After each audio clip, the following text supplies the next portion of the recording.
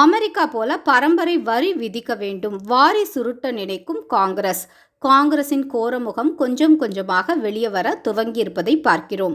இந்தியாவில் உள்ள ஒவ்வொரு குடிமகனும் கஷ்டப்பட்டு வியர்வை சிந்தி உழைத்து சேர்க்கும் சம்பாத்தியத்தை எல்லாம் அரசாங்கம் பிடுங்கிக் கொள்ள வேண்டும் என்பதுதான் இத்தனை நாளின் இவர்களின் எண்ணமாக பார்க்கப்படுது.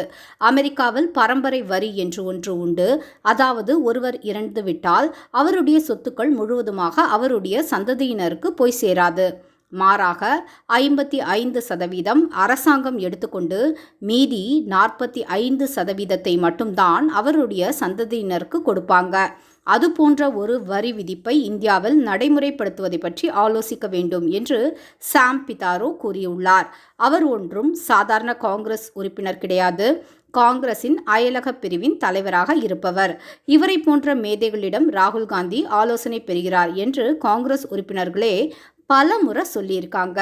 ஆனா இப்படி ஒரு கருத்தை அவர் கூறியவுடன் அவருடைய கருத்துக்கும் காங்கிரசுக்கும் எந்த சம்பந்தமும் இல்லை என்று கை கழுவிட்டாங்க. காங்கிரசின் அடிப்படை நோக்கமே மக்கள் கஷ்டப்பட்டு சம்பாதிக்கும் சிறுக சிறுக சேர்க்கும் ஒரு பொருளை சொத்துக்களை பிடுங்கி தான் எடுத்துக்கொள்ள வேண்டும் என்பதுதான். அதற்கு அழகான வார்த்தைகள் மூலம் பாலிஷ் போட்டு வேறு வேறு பெயர்களில் வார்த்தை ஜாலங்களை காட்டிக் கொண்டிருக்காங்க. ஆனால் எவ்வளவுதான் பூனைக்குட்டி பதுங்கி கொண்டே இருக்கும். ஒரு நாள் கண்டிப்பாக வெளியே வந்துதான் ஆகணும். இப்போது சன் பிதாரோ அவர்களின் கருத்து வாயிலாக அது வெளியே வந்துவிட்டது.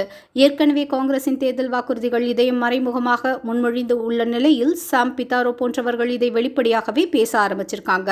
இனியும் காங்கிரசின் நாடகங்களை நம்புவதற்கு மக்கள் தொடர்ந்து தயாராக இல்லை என்பதுதான் கண்டிப்பான நிச்சயமான நிதர்சனமான உண்மை.